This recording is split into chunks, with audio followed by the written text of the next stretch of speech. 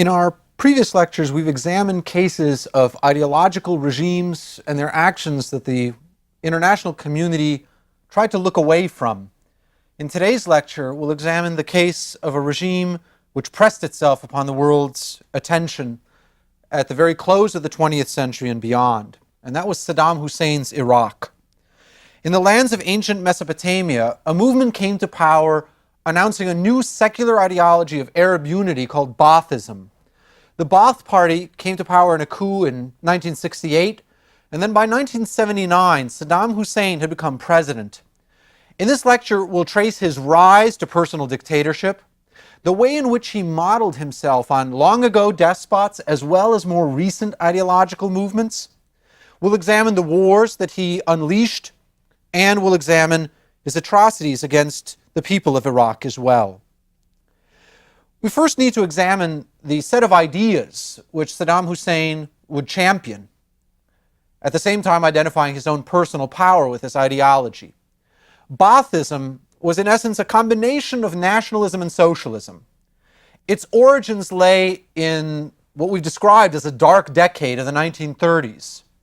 The Baath Arab Socialist Rebirth Party, to give it its full name, grew out of the pan-Arabism of the 1930s.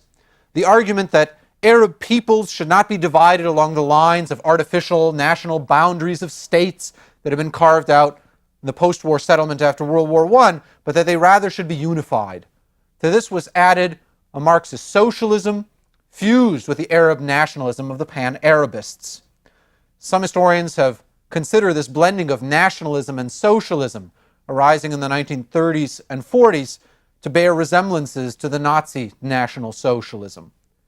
The first organizers of the Baath movement in 1940 were educated abroad in the West at the Sorbonne in Paris. They were Michel Aflaq and Salah al-Din Bitar. Their origins reflected the ideology's secular nature, its turn away from traditional religion, as they were of mixed origins. Aflaq was Greek Orthodox, al-Din Bitar Sunni Muslim.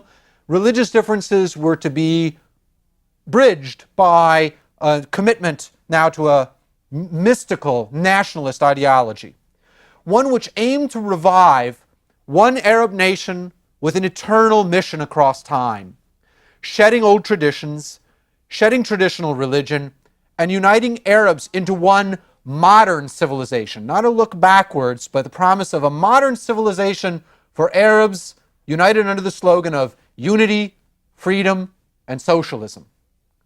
Observers locating Baathism in its time and place in the ideological currents of the day have seen affinities to Nazism as well as Stalinism in this movement that arose in roughly the same time. The ideology would come to power. The Baath Party split between two branches, one which came to power in Syria in 1963 and the other later in Iraq in 1968. In spite of their pledges to Arab unity, however, the ideological consistency of unifying, which didn't take place, took second place to the establishment of personal dictatorships in those countries. Iraq was in many senses an artificial creation. It was certainly the site of the ancient Mesopotamian civilization, but it had gained its borders and its establishment after World War I as a British mandate, as a colonial territory. As the British would discover, its diversity of populations and faiths, the Kurds, the Sunni, the Shia, often made it unstable. Saddam Hussein would step forward as the man to master this diversity. Saddam Hussein would be proclaimed as the great son of the Arabs, bringing the Baathist ideology to realization. As we've seen in the case of other would-be dictators such as Hitler or Stalin or Mao, his beginnings were not auspicious. His origins were lowly. Saddam Hussein was said to have been born in 1937. There's some doubt about this date itself. Some historians have suggested that while his official biography records 1937 as the date of his birth, that in fact he was born later but assumed an earlier date in a sort of an act of self-fashioning to make himself appear older and thus more worthy of respect in his society. So some historians have underlined that there's a certain malleability about Saddam's own stories of himself And this sense of self-fashioning, of creating a persona for oneself, may be something shared with the other dictators whom we've examined in this course. Saddam Hussein was born, thus, around 1937 in a small, muddy village close to the larger town of Tikrit on the Tigris River, into a poor peasant family. His father disappeared mysteriously. His fate is unknown. Tikrit itself is notable, though it's poor, is notable still as the birthplace of another famous man, Saladin the Great, the 12th century Arab conqueror of Jerusalem. Saddam Hussein, thus, though born into lowly origins, could look back on what he felt were portents of his own future greatness. And such portents were there also in his very name. One translation of Saddam's name is "he who confronts," and this was a telling verdict on his later career. Young Saddam suffered at the hands of classmates precisely because he didn't have a father. It was sometimes suggested that he was illegitimate, and his childhood was an unhappy one. When his mother remarried, he was abused by his stepfather and would flee to live with an uncle of radical racist views, indeed a Nazi sympathizer, in Tikrit and later in Baghdad. His uncle looked to the Nazi regime and Hitler as a heroic regime that might rescue the Arabs from domination by colonial powers like the British. Saddam was entranced by his uncle's nationalist enthusiasm and fervor, but also became notorious as a street thug and a bully. We've spoken earlier in our lectures about the mobster outlook and mentality of many of the elites of totalitarian regimes. Saddam Hussein's origins are located in just this sociological group. Saddam Hussein joined, as a result of a first political murder that he committed, was invited to join a Ba'athist coup attempt against the current leader of Iraq in 1959. But it's suggested by historians that this botched assassination was in fact due to Saddam Hussein's ineptitude himself. He started shooting too early and was himself wounded in what amounted to a clumsy attempt. He fled to Egypt after its failure, and there, in a formative period, rethought some of his political ideas and changed his political notions. While in exile in the 1960s, Saddam reportedly became fascinated with another leader of stature of an earlier period, Joseph Stalin. He was intrigued by Stalin's one-man rule, his seemingly absolute control, and later, once in power, Hussein would imitate his show trials in particular. A few years later, Saddam Hussein reportedly became intrigued with Adolf Hitler, the dictator of Nazi Germany as well, not out of a great feeling of sympathy for his particular ideas, but certainly out of an admiration for Hitler's devious maintaining of his own control. Saddam Hussein's rise to power would be brisk after this period in exile. He returned to Iraq in 1963 after the Ba'ath Party came to power. But it was soon overthrown once again, and Saddam Hussein would spend 2 years in prison. The Ba'ath Party retook control again in 1968. This gives us a clear image of the turmoil that was current at the time, and Saddam would soon rise to prominence. In July 1979, Saddam would take over leadership. Perhaps from those days when he was abused by classmates and fellow villagers in his town of origin, Saddam Hussein seemed to have learned the lesson that he could trust only his very closest relatives, in particular blood relatives. He gathered some of his friends, and especially relatives from Tikrit, to his center of power, and they constituted an inner circle that included his sons, who were famous for their brutality, Uday and Qusay. This group of relatives and friends, hailing many of them from Tikrit, formed a circle that often was compared to the mafia, because they amounted to mobsters in control of the country. But Saddam Hussein would continue to build up around himself a formidable base of control, including in particular not just the regular army, but the Republican Guards as well, who were elite core troops. The army's loyalty might be suspected, The Republican Guard's loyalty was perhaps trusted a little more, but even they, for Saddam, were nonetheless objects of his paranoid suspicion. An elite within the elite had to be established, as so-called special Republican Guards within the Republican Guard were a trusted elite unit. Like Stalin, Saddam Hussein purged his following repeatedly, and he seemed to relish public meetings at which he lured forth independent thought and then crushed it. Meetings in which people were invited to speak their mind and then afterwards demonstratively were executed for having done so at Saddam Hussein's invitation. The security services, the so-called mukhabarat, terrorized and spied on the population. And in addition to the mukhabarat, there were also a proliferation of other groups and units who were supposed to uphold Saddam's rule. These included most recently the establishment of a group of fanatical enforcers who on occasion have been compared to the SS, the so-called Fedahin Saddam, meaning the men of sacrifice for Saddam.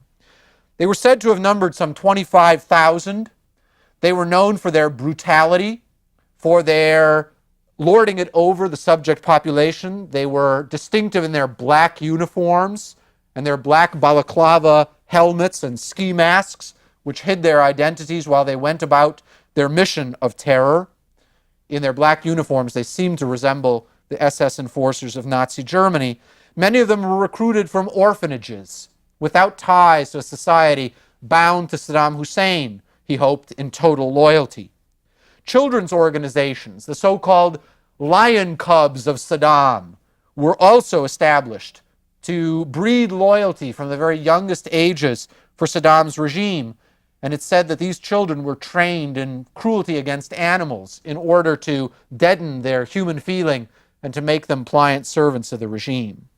Saddam Hussein himself held many offices within his regime, and these offices simply proliferated. He was president, commander-in-chief, chairman of the Revolutionary Command Council, and general secretary of the Ba'ath Party. This was a vivid expression, as we'd already seen with Benito Mussolini's proliferation of titles, of an aspiration to total control. A cult of personality was also developed around this formidable person. His own stature, he stood 6 feet tall and 2 inches, made him a very tall man in Iraqi culture, and thus it was a task perhaps made easier in celebrating him in ubiquitous portraits, in different poses, firing a shotgun or riding on horseback, or at prayer, in costumes of the Bedouin, in modern Western costumes, resembling a gangster outfit in some cases, with a fedora and double-breasted suit, as well as old costumes of bygone ages, all served to develop this cult of personality. In a break with the traditional disapproval for figurative art in Islamic tradition, Saddam Hussein's statues became ubiquitous as well. Like Stalin, Saddam Hussein also used propaganda to rewrite his past exploits and to make his revolutionary role in the coming to power even more prominent than it in fact had been.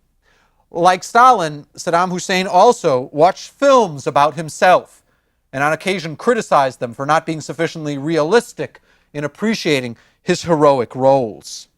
But Saddam Hussein would rarely appear in public, however, perhaps testimony to a distrust of the population. The newspapers, including the newspaper Babel, named after the Tower of Babel, run by his son Uday, radio and television broadcast propaganda, all celebrated the image of the all-powerful leader. And yet he was consumed with paranoia, much as his erstwhile model Stalin had been. Even his own elite was suspected and reportedly purged again and again.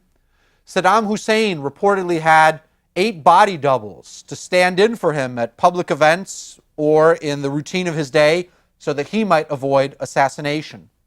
Saddam Hussein's paranoia also extended to an intense fear, reportedly, of germs and infection. He might perhaps have been working out some of these anxieties in his relentlessly aggressive armed action and approach to the outside world. This was first truly evidenced in the Iran-Iraq War, a clash of revolutionary ideologies in the Middle East, which in many ways resembled the Great War, the First World War, in its ferocity, a replay of this event. After Iran's radical Islamic revolution in 1979, Saddam felt that the country had been weakened and was ripe for the picking, and thus he attacked. This war, which featured chemical weapons, trench warfare, human waves of fanatical frontal attacks, resembled World War I in our own times and cost 1 million lives. In this international context, the United States often saw Iraq as a useful counterweight to Iran in the balance of power in that region, and thus on occasion encouraged this role. Saddam Hussein also waged war on minorities within his own borders whom he suspected of disloyalty, in particular the minority of the Kurds. The Kurds are about 1/4 of the population of Iraq, and Kurdish rebels challenged Saddam, trying to win independence, a long-sought goal for their territories. Saddam Hussein reacted with crushing force. In the Anfal campaign, which was launched in 1988, thousands of Kurdish villages were wiped out in order to fundamentally remake the landscape, to change society, eliminate a distinctive Kurdish identity, to concentrate the Kurds into new centers where they'd be kept under control, euphemistically called victory cities. This was yet another species of that movement of populations, forced population movement as social engineering that we've seen before in our lectures. In the process of this campaign, some 100,000 Kurds were killed, mostly in mass executions of the men and those suspected of resistance. One could also see in some of these related campaigns that Saddam Hussein did not shy away from radical weapons. From 1987, chemical weapons were used against the Kurds by a man named Ali Hassan al-Majid, a cousin of Saddam, whose use of chemical weapons earned him the nickname Chemical Ali. Notoriously, in March of 1988, the Kurdish town of Halabja was gassed in one of these campaigns using mustard gases, nerve gases, and perhaps biological agents as well. Some 5,000 men, women, and children were killed, with thousands more wounded in the village of Halabja, and images began to filter out, ones that still haunt us today, of those who had fallen prey to these weapons, including a mother cradling her child, both dead in the street. Saddam Hussein, in his ambitions, didn't shy away even from these most radical of arms. In aid of what? For what purpose? Saddam's regime and ambitions had much to do with both ancient models of greatness as well as more recent models of control. Saddam Hussein emulated quite explicitly in his propaganda and his own thinking great past rulers. These included Saladin, the Arab leader from whose area he hailed himself. They also included even more remote leaders, such as Babylon's Emperor Nebuchadnezzar of the 6th century BC and Hammurabi of the 18th century BC. Saddam's propaganda sought in symbolic form to link their destinies. Saddam's busts that were set up around his palaces on occasion would show Saddam Hussein himself wearing the distinctive helmet of Saladin the Great. In Tikrit, his hometown, a mural showed two armies advancing on Jerusalem, armies that were modern as well as ancient. Saladin's army of medieval times and Saddam's modern army engaged in a common struggle. On the archaeological sites of the bygone greatness of Babylon, new buildings were built up in order to reconstruct the greatness that was Babylon. Ancient bricks unearthed in those archaeological digs bore the name of Nebuchadnezzar, who had immortalized his memory in this fashion. And so when the new buildings were rebuilt, bricks using Saddam's name were used to show that this has been built in his reign. Greatness reachieved. What were his larger strategic aims? Saddam presented himself as the Ba'athist ideology suggested, as the leader of the Arab world, the leader of an emergent unity just in the future. And thus he aimed for hegemony in the Middle East, evidenced by repeated wars of aggression. He sought, moreover, to win that coin of the realm of great power status in the present day, nuclear weapons as well. But in this project, he was impeded by an airstrike by Israeli air forces in 1981, which hit a nuclear plant that had been built up with French help, and according to many experts, set his program for nuclear power back and nuclear arms back considerably.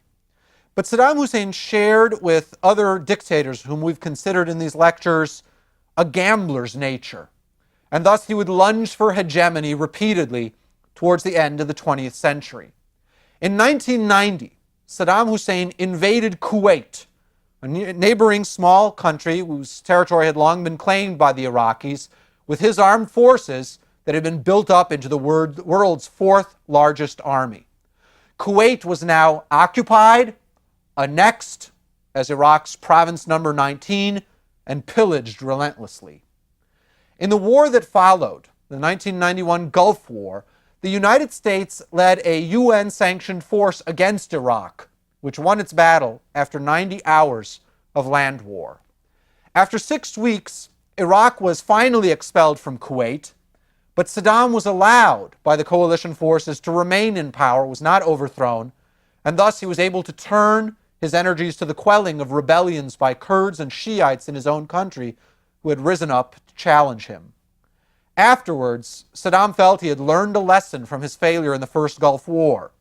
He allegedly commented that his true mistake had been to invade Kuwait without nuclear weapons, with which he might have held the other outside forces at bay.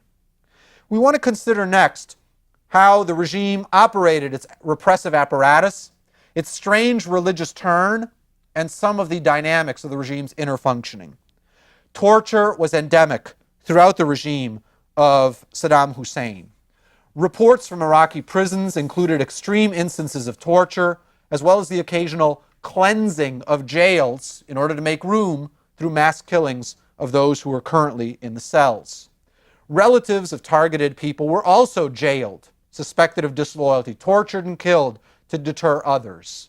Rape was commonly used as a tool of coercion, as a way of bringing relatives of those suspected of resistance in line. Saddam Hussein's brutal son Uday reportedly used the building in which his Olympic program was housed to torture athletes for disappointing performances. After defeat in the Gulf War, Saddam's regime, which otherwise had been typically secular in its Ba'athist ideology, now took a turn towards a new religious emphasis. In many ways, this new emphasis of religion recalled Stalin's tactical alliance during World War II with the traditional Russian Orthodox Church. In many different ways, the religious gloss was now added to the regime's ideology. The words "God is great" were added to Iraq's flag.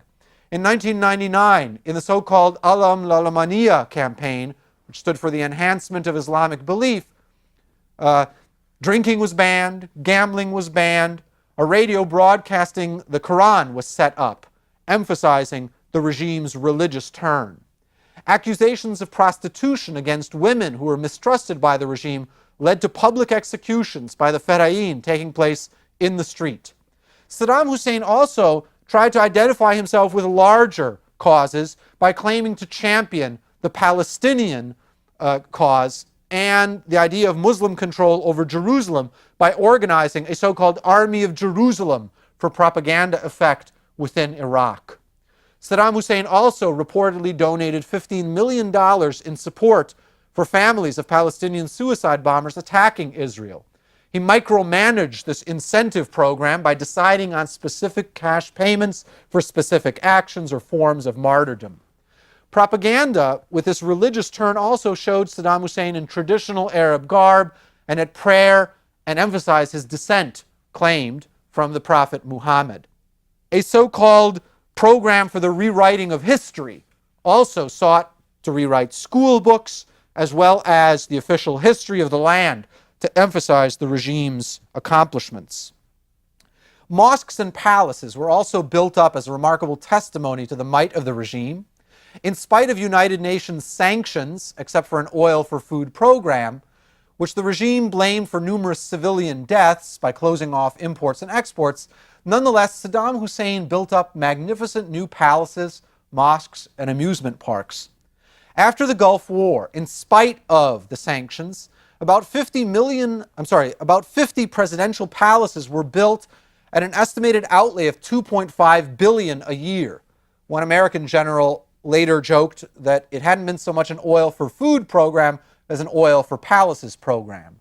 But at the same time, in 2002, 30 mosques were built in Baghdad, underlining the religious self-identification of the regime. On the outskirts of Baghdad, in 2001, one particularly potent symbolic site was opened, the Mother of All Battles Mosque. This was a religious site saturated with symbolism. Its towers or minarets surrounding the mosque were made up of Scud missiles. The details of the mosque's fountains, as well as the minarets, all recalled certain important dates or numbers of Saddam's background, such as his alleged birthday. And within the mosque, a Quran, said to be written in his own donated blood, was put on display. Under construction recently still was the Mosque of Saddam the Great, not a very modest title, which was intended as the second largest center of worship in the Muslim world after Mecca. Saddam's personality cult was also to be bolstered. In October of 2002, a plebiscite, a referendum on his presidency was held, which yielded nearly unanimous results in a cowed population. In 2002, the government also issued an important symbolic little booklet, a little white book of Saddam Hussein's sayings, in some sense reminiscent of Mao's little red book that had played such an important symbolic role in the Cultural Revolution in China. This little white book was given the not very modest title, Saddam Hussein, Great Lessons, Commandments to Strugglers, the Patient and Holy Warriors. We see here, as we've seen in other cases of commandments being listed for ideological movements, a playing on religious motifs. In this case, rather than a mere 10 commandments, as we've seen in other cases, there were 57 such commandments. These sayings were also displayed in public places. They were incorporated into the curriculum at schools. They were read after prayers 5 times daily and were meant to indoctrinate the population. Now, in private, this image of Saddam Hussein as an austere and pious man was contradicted by the reality of Saddam Hussein's habits, which were reportedly enormously indulgent, including the good life of Cuban cigars and a special predilection for rosé wine. Friends of mine who are connoisseurs of wine tell me that this particular favoring of rosé wine is good evidence of insanity. Saddam Hussein's narcissism was reflected in his appearance, his vast retinue, and his private habits. But his gambling nature also steered him towards renewed conflict. In November of 1998, Saddam Hussein ended cooperation with United Nations inspectors after systematic long-standing subterfuges in hiding his programs for weapon development. Defectors from the regime later revealed details of weapons programs, including weapons of mass destruction, chemical, biological, and nuclear weapons programs that had eluded the inspectors from the United Nations. Observers of Saddam describe one of his central weaknesses as a propensity to miscalculate in international affairs, in part due to the fact that his closed circle surrounding him are loath to give him accurate information about the true balance of power. Having yes men around one, in this case, what would ultimately be a liability of the regime. By 2003, confrontation with the United States loomed. The United Nations was unable to enforce its resolutions on disarming Iraq, and thus confrontation intensified. American, British, and other coalition forces went to war against Iraq in mid-March of 2003 in a conflict that lasted about a month. The speed with which their military operations unfolded undercut what seems to have been the expectation of Saddam's regime of being able, in a protracted conflict, to manipulate world media. They'd been successful in this regard before. after the war, CNN revealed that it had omitted to report many details of what it knew about the regime's brutality for fear of losing access and of being punished for these revelations. Saddam's regime had been capable of manipulating even Western media. As the war unfolded, the Minister of Information of the regime, Mohammed Saeed al-Sahaf, became something of a cult figure for people who followed the media, as he reported brazenly his lies that the regime was still standing proud, that the Allies on their way into Iraq were being held at bay, even as split-screen TVs showed American and British forces already occupying the country. His last known remark, and it's an epitaph for a regime, was, "I now inform you," he said to the reporters, "that you are too far from reality." He perhaps had believed his own propaganda, as Saddam had as well. The regime melted away. Saddam and his sons vanished. Hannah Arendt, that student of totalitarian regimes, would not have been surprised at the totality of this collapse. The interior world, the utopian mindset of an ideological regime came crashing down with shocking rapidity. Before the war began in earnest, it's now reported that a son of Saddam Hussein, Qusay, engaged in what is probably the largest bank heist in history by taking $1 billion from Iraq's central bank. In this case, it seems that the regime came full circle back to its mobster origins, shared with other ideological regimes. Now in Iraq, a reckoning is being made as mass graves are being uncovered and as a shattered society will of necessity try to find its way towards a healthier model. We'll consider in our next lecture the verdict and the lessons to be learned from these many cases of the brutality of ideological utopias.